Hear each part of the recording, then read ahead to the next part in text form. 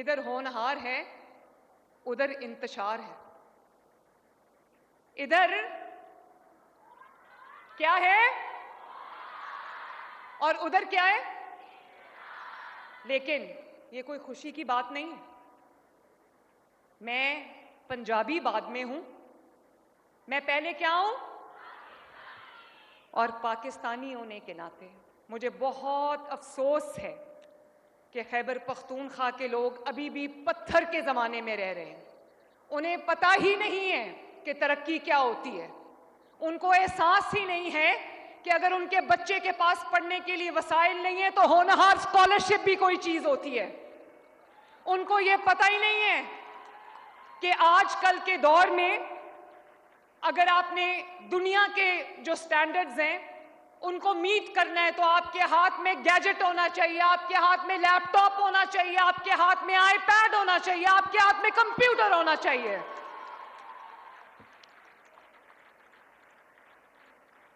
13 سال ہو گئے ہیں خیبر پختونخوا میں. لوگوں کو یہ پتہ ہی نہیں کہ ترقی کس چڑیا کا نام ہے. ان کو بس یہ بتا رہے ہیں کہ ہم تمہیں شعور دے رہے ہیں. بس یہ شعور دے رہے ہیں ان کو. کھانا پینا سونا اٹھنا بیٹھنا اس کا جواب یہی ہے کہ ہم تمہیں شعور دے رہے ہیں. کون سا شعور؟ اور ان کو کوئی بتائے کہ خیبر پختونخوا کے راستے بند کرنے سے پنجاب کے عوام کو کوئی فرق نہیں پڑتا. کاروبار جو ہے وہ خیبر پختونخوا کے لوگوں کا تباہ ہوتا ہے. خیبر پختونخوا کے راستے بند کرنے سے سندھ کے جو مریض ہیں وہ علاج سے محروم نہیں ہوتے، خیبر پختونخوا کے مریضوں کو فرق پڑتا ہے. آپ جانتے ہو کل انہوں نے راستے بند کیے. 10 لوگ جو ایمبولینسز میں تھے اسپتالوں کی طرف جا رہے تھے، راستہ نہ ملنے کی وجہ سے، بر وقت علاج نہ ہونے کی وجہ سے وہ بیچارے جان سے ہاتھ دھو بیٹھے. کس کی خاطر؟ چند ارب پتی لوگوں نے زبردستی ڈنڈے پکڑا کر، اور وہ کوئی ورکر نہیں ہے، وہ پتہ نہیں کوئی جنگلی لوگ ہیں جن کو کہا گیا ہے کہ تم نے ڈنڈوں سے لوگوں کے روزگار بند کرانے. ارب پتی لوگوں کو کوئی فرق نہیں پڑتا. فرق ان لوگوں کو پڑتا ہے جنہوں نے روز محنت کرنی ہوتی ہے، اور اگر وہ ان کا اس دن کا جو محنت وہ نہ کر سکیں، اس دن کی روزی نہ کما سکے، تو رات کو ان کا بچہ جو ہے وہ بھوکا سوتا ہے. تو میں خیبر پختونخوا کے بھائیوں سے بھی کہنا چاہتی ہوں، خدا کا واسطہ ہے اپنی آنکھیں کھولو، اپنی زندگیاں ان کی مٹھیوں سے واپس لو. خدا کا واسطہ ہے پنجاب کی طرف دیکھو. ماشاءاللہ پنجاب کے بچوں کی طرف دیکھو، پنجاب کے ہونہار بچوں کی طرف دیکھو.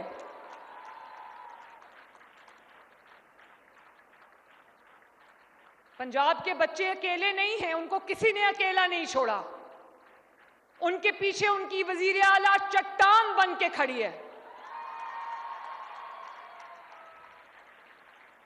میرا دل دکھتا ہے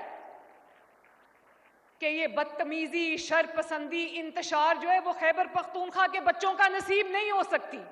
یہ ٹوٹی پھوٹی سڑکیں ان کا مقدر نہیں ہو سکتی. یہ بدتمیزی، بد تہذیبی ان کا مقدر نہیں ہو سکتی.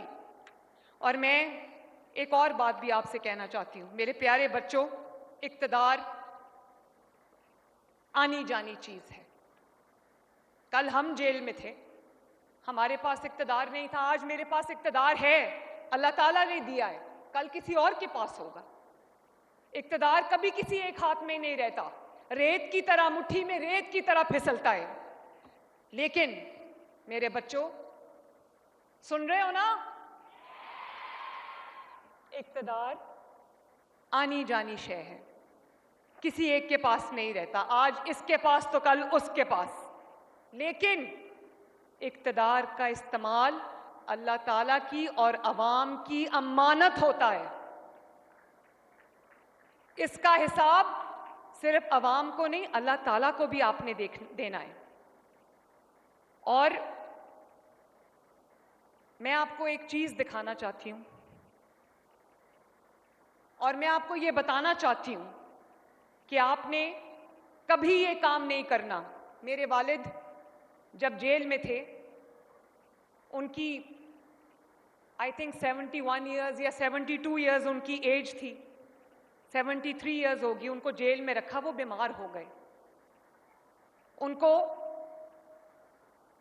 ملٹیپل ہارٹ اٹیکس ہوئے ہیں، تو وہ بیمار ہو گئے. ان کے پلیٹلیٹس ڈراپ کر گئے, ان کو دل کی تکلیف ہو گئی, ان کا اتنا مذاق اڑایا گیا, ان کی بیماری کا اتنا مذاق اڑایا گیا. میری والدہ, میں جیل میں تھی, میرے والد جیل میں تھے. میرے بچوں, یہ ایک ماں اپنے بچوں سے بات کر رہی ہے. میرے والد جیل میں تھے, میری والدہ میں جیل میں تھی, تو میری والدہ کو کینسر ہو گیا,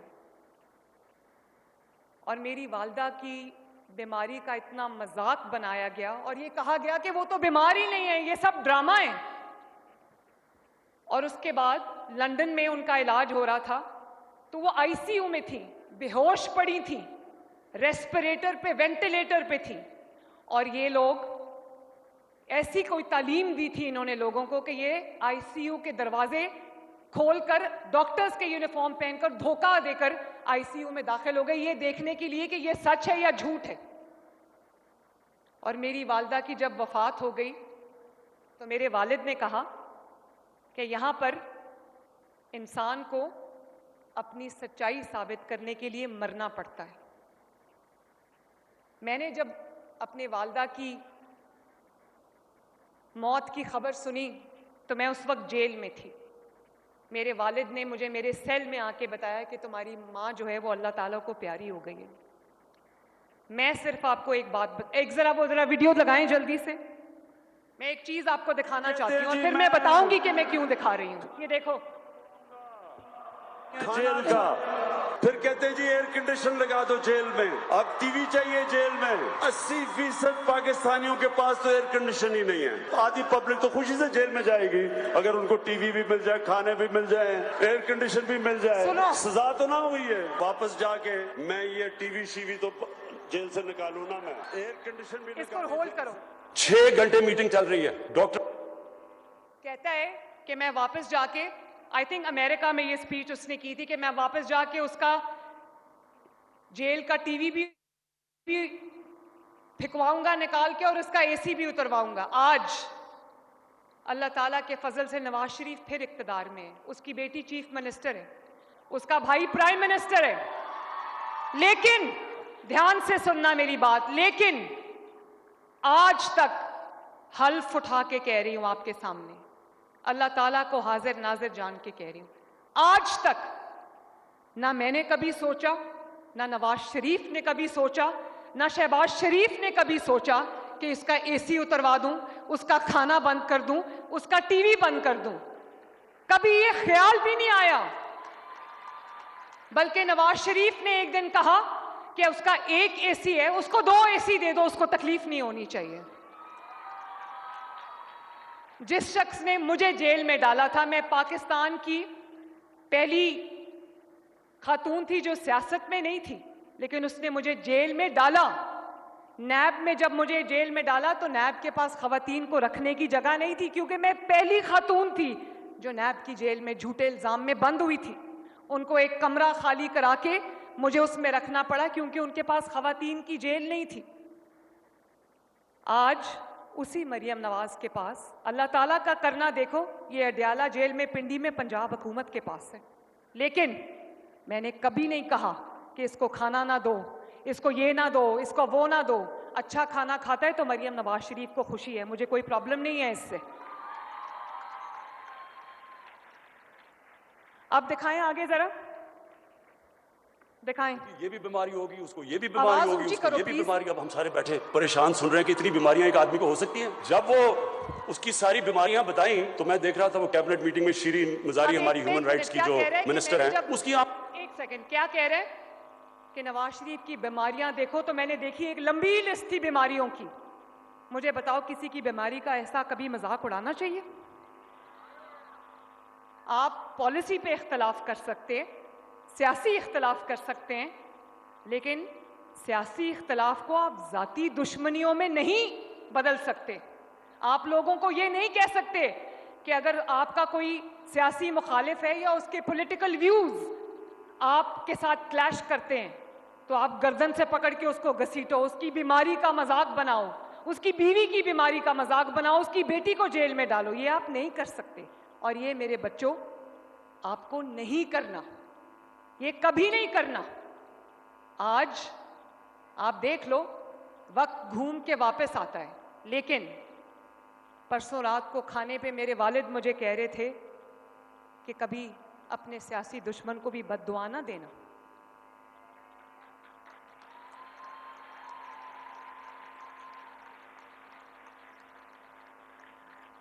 آگے چلائیں ذرا پلیز.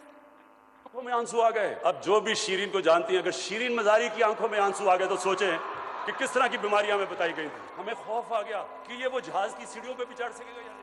تو میں نے وہ ڈاکٹرز کی رپورٹ اپنے سامنے رکھ لی, تو اس میں تو کہا تھا کہ مریض کا اتنا برا حال ہے کہ کسی وقت مر سکتا ہے. رپورٹ میں بیماریاں 15 تو بیماریاں بتا دی. ہارٹ بھی برا ہے, کڈنی بھی بری ہے, ڈائبٹیز بھی ہے, پتہ نہیں اور بھی کیا ہے, اور پھر پلیٹلیٹس, یہ بھی ہم نے نئی چیز سیکھی تھی, پلیٹلیٹ. یہ جو شکل تھی, یہ شکل جب شیرین مزاری نے دیکھی تو تب بیچاری کی آنکھوں میں جانتے ہو یہ جو شکل تمہیں یہاں عام جیل کے اندر ڈالیں گے.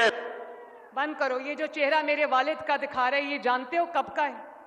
جس دن میری ماں کی وفات ہوئی تھی اس دن کا چہرہ ہے ان کا, اور یہ وہ دکھا رہا ہے اسکرین پہ. میں صرف ایک بات آپ سے کہنا چاہتی ہوں, جو یہ کر رہا ہے, جو اس کی جماعت کر رہی ہے, وہ آپ سب نے نہیں کرنا.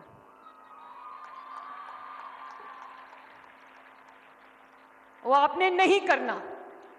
جو بیمار ہے ہم اس کے لیے دعا کرتے ہیں کہ اللہ تعالیٰ اس کو شفا دے, اور جس قسم کی بھی سہولت اس کو چاہیے, اس کو ڈاکٹرز چاہیے, اس کو علاج چاہیے, وہ اس کو دیا جا رہا ہے. اور یہ بات میں آپ کو آن اوتھ کہہ رہی ہوں, اس کا برا کوئی نہیں چاہتا. لیکن میں صرف آپ سے یہ کہنا چاہتی ہوں کہ آپ نے جو جنریشن بننا ہے, آپ نے جو جنریشن بننا ہے, آپ نے یہ حرکتیں کبھی نہیں کرنی, کبھی نہیں کرنی. آپ اختلاف کریں, آپ کسی کی پرفارمنس پہ سوال کریں, خدمت پہ سوال کریں, کام پہ سوال کریں, پالیسیز پہ سوال کریں, لیکن ذاتیات کو اٹھا کر پالیٹکس سے اور پاکستان سے باہر پھینک دیں.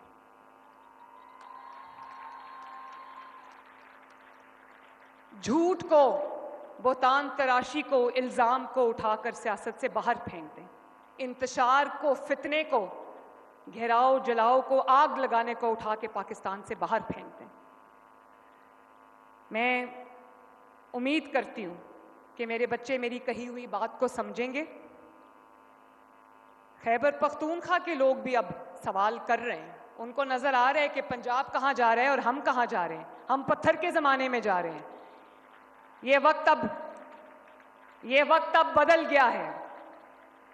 اور قرآن کی ایک آیت ہے میرے بچوں کہ تمہارا رب بھولنے والا نہیں ہے نا. تو میرے بچوں, اللہ تعالیٰ آپ سب کا حامی و ناصر ہو.